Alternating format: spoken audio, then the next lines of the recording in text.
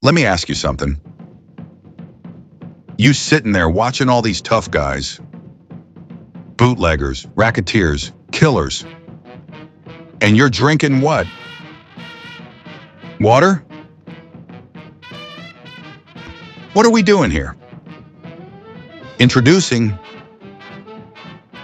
Bootlegger's Blend. The only drink that tastes like it was smuggled across 3 state lines, hidden in a coffin, and delivered by a guy named Frankie Two Fingers. This ain't your grandma's iced tea. This is bold, illegal feeling, and strong enough to make you question your life choices. You ever wonder what guys like Wallace, Higgins, Saltis, Durari were really drinking? It wasn't top shelf. It was Bootlegger's Blend. One sip, and suddenly,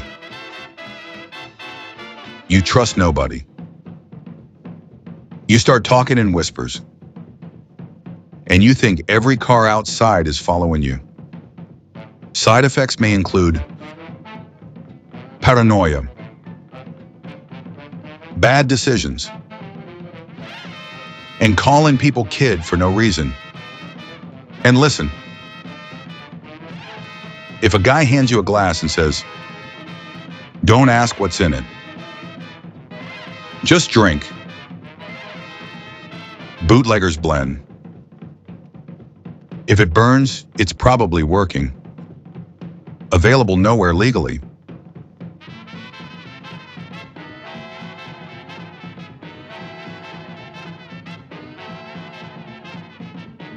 Muggs, what the fuck you doing in there, you prick? Negro. Negro.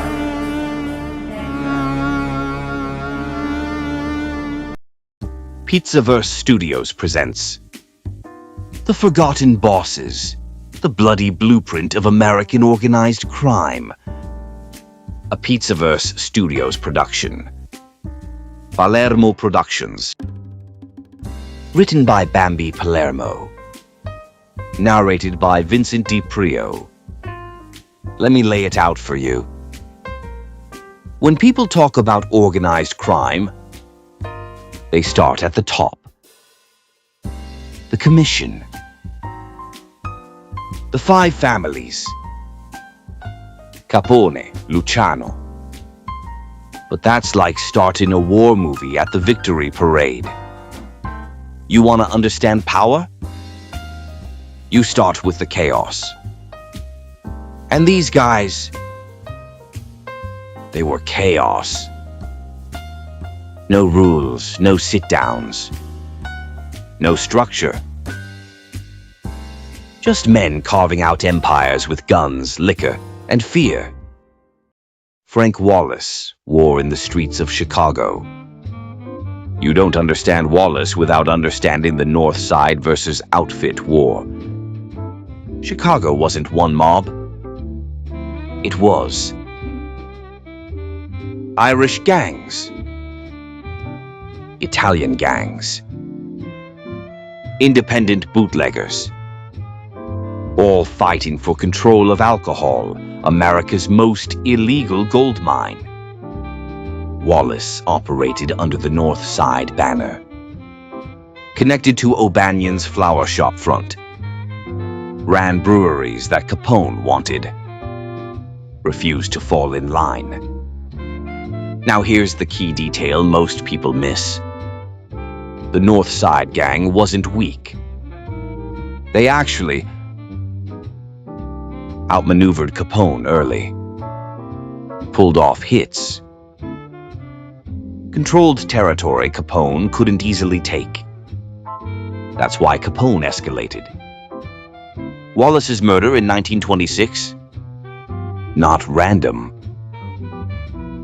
It was strategic elimination, part of a bigger campaign to wipe out resistance. This is pre-St. Valentine's Day massacre energy. this is the build-up. Charles Vanny Higgins, The Economics of Bootlegging. People think gangsters were just shooters. Nah. The real money? Supply chains. Higgins understood. Where alcohol came from, Canada, Midwest distilleries, how it moved, trucks, warehouses, bribed routes. Who needed it? Speakeasies, clubs, politicians. This guy was basically running a black market corporation. Bridgeport, Capone's stronghold, and Higgins is still making moves? That tells you he had protection or leverage. But Prohibition had one rule. If you control distribution, you become a threat. 1929, he gets hit. Not just killed, removed from the board. Because organized crime was starting to centralize. Freelancers like Higgins, they had to go. Let me ask you something. You run a business? Workers giving you a headache? Talking about fair wages, safe conditions, basic human dignity. What is this? A charity? Relax. We got a solution. Introducing Fiends Labor Solutions. At Fines, we don't negotiate. We resolve. Got a strike? We'll fix it. Got workers organizing? We'll reorganize them. Got a guy talking a little too loud? He'll be real quiet real soon. Here's how it works. Step 1, you call us. Step 2, we show up. Step 3, problem disappears. No paperwork. No meetings. No unions. Our services include strike breaking, employee motivation, negotiation with emphasis, discrete conflict resolution, and our most popular package, the full shutdown. With Fines Labor Solutions, your workers don't just fall in line, they run there. Side effects may include sudden respect, increased productivity, and nobody asking questions anymore. Fiends Labor Solutions. We don't break contracts, we break problems. Available everywhere. You don't want to look.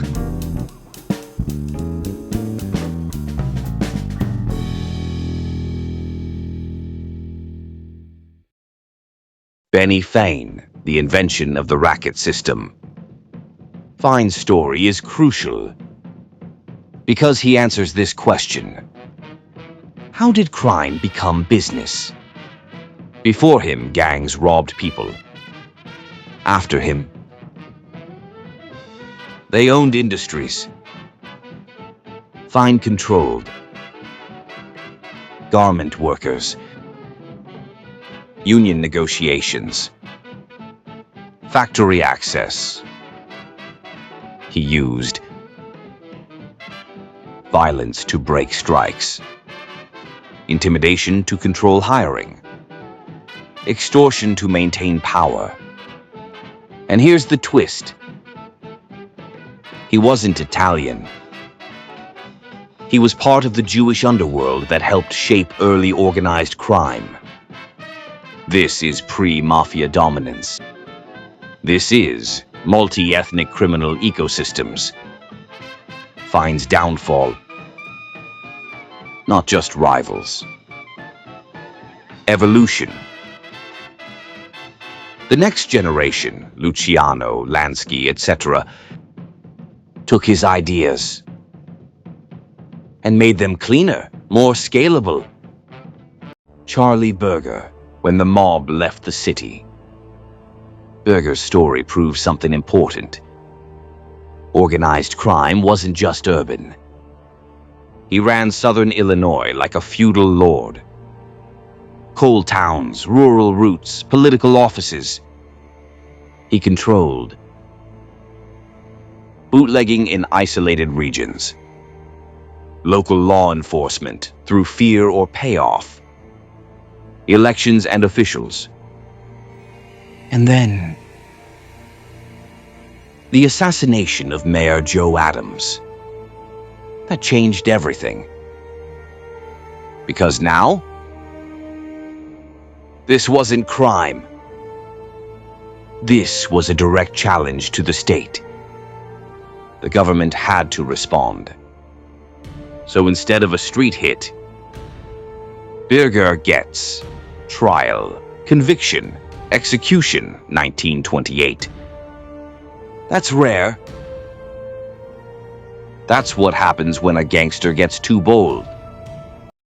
Spike O'Donnell, The Geography of Power.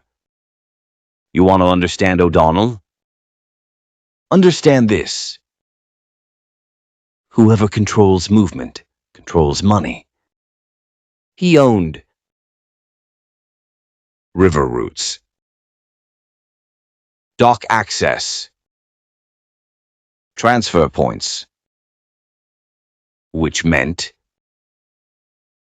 even if Capone controlled the city, O'Donnell could choke supply. That's power. He fought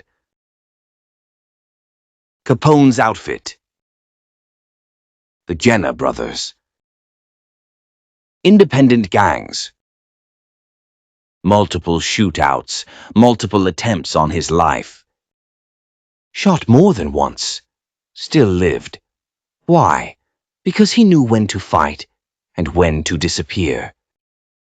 Nathan Kaplan, the precursor to Murder Inc. Nathan Kaplan. Kaplan represents something big. Specialization. Before this, gangsters did everything. With Kaplan, you start seeing roles. Boss. Earner. Enforcé. He was the enforcer. Contract killings. Targeted violence. Precision work. This eventually evolves into Murder Inc., the organized killing arm of the mafia. Kaplan was the prototype. Cold, efficient. No legacy. Just bodies. Joseph, Polak Joe, Saltis, The Art of Survival. Saltis didn't dominate. He adapted. And in that world, adaptation and survival, he ran Polish gang operations, controlled territory in Chicago, shifted alliances constantly, worked with Capone, then turned, then survived retaliation. That's rare. Because the mob doesn't forgive. But Saltis wasn't loyal. He was strategic. And sometimes, that's the difference between a name on a headstone and a name that disappears into history. Now you see it. This wasn't organized crime. Not yet. This was trial and error. violence as negotiation, chaos forcing structure. These men, they didn't build the mafia on purpose. They built the conditions that made it necessary. Luciano didn't invent the mob. He cleaned up this mess. The men you just heard about didn't wear crowns, didn't sit at polished tables, didn't give speeches. They fought. They killed. They built something. They never lived long enough to control. If you want the real story, the raw version, subscribe to Pizzaverse Studios.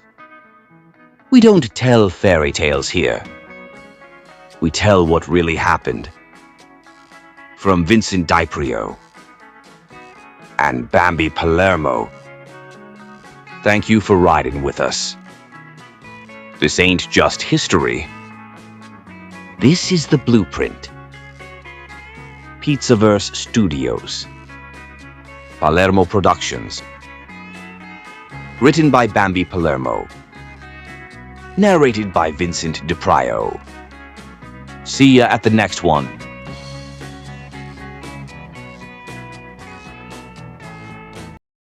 The MobTube voodoo doll. Stick it, twist it, and watch the clown cry on livestream. Yo, listen. You ever watch MobTube for more than 5 minutes and think, sweet mother of marinara, these jabronis need a reality check and a wellness check? Well, forget about it, baby. We made the solution. What is it? A hand-stitched, ethically sourced, Pizzaverse-anointed voodoo doll designed specifically for the crybaby keyboard gangsters of MobTube. Looks just like one of them. Receding hairline. Cigarette glued to the lip. Shirt from 1998. Ego bigger than their subscriber count. Built-in whining sound effect if you squeeze it too hard. Perfect likeness. I'm telling you, uncanny. Features. Erstens stress relief pins.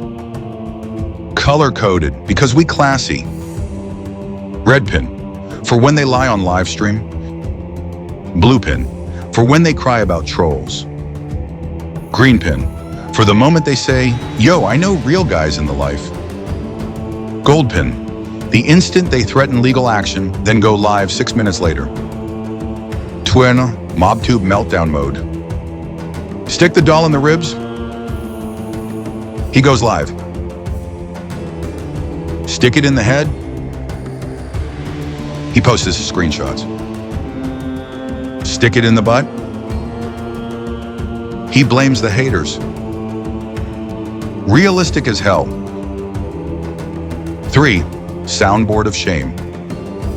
Press the belly and it yells classics like, "You're jealous of me." I know a guy who knows a guy. My ex, my ops, my trolls, everybody's obsessed with me. I'm calling the cops. High quality audio, slightly nasal. Optional upgrade. The Content Creator Hex Kit comes with a candle that smells like old motel carpets, a notebook filled with excuses, a plastic badge for pretend tough guy moments, a pair of sunglasses for crying indoors, customer reviews, stars when doing so big Frank from Bayonne, stuck a pin in the foot and the guy went live complaining about toe pain. This thing's accurate. Stars, Angie from Staten Island. Put the doll on my dashboard and suddenly 3 MobTube clowns started fighting each other. Magic. Perfect form. Stress relief. Comedy. Ritual dejabronification. Making fun of grown men who live stream like teenagers. The MobTube voodoo doll must because some people don't need enemies. They are the enemy. If Bambi Palermo ever rolled up on me, I'd stuff her in her own trunk.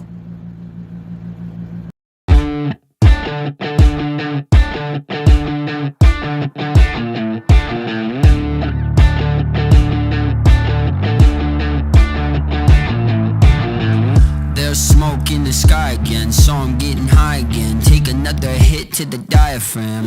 I never drew the diagram, how to deal with this shit, so I still and lie again. Whoa, you're my dream, you're my nightmare. Life is a bitch, she don't fight fair. Leave you right there, I was hoping that you'd notice my despair. Run away from the pain, I don't care. Cause first day in sight, the violence. Turn around and then they invite the silence. Burn it down and I think I need some guidance. The kids don't stand a chance.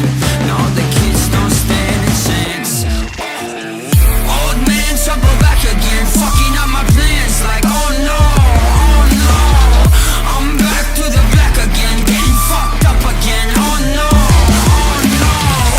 Old man trouble back again, thought I had the upper hand, oh no, oh no. I'm back to the black again, getting fucked up again, oh no, oh no. This cycle is repetitive, sex, rock and roll sedatives. Degenerates need medicine, spend money for the hell of it. I don't give a fuck what they selling like I'm celibate, no. And I know I'm a piece of shit, should've learned by now. Peace needed quick or a piece of it. In school they ain't teaching it. Each of us trying to find release, but it seems a bit slow. First day in sight, the violence. Turn around and then they invite the silence. Burn it down and I think I need some guidance. The kids don't stand a chance. No, the kids don't stand a chance. Old man trouble back again, fucking up my plans like oh no, oh no. I'm back to the black again, getting fucked up again, oh no, oh no.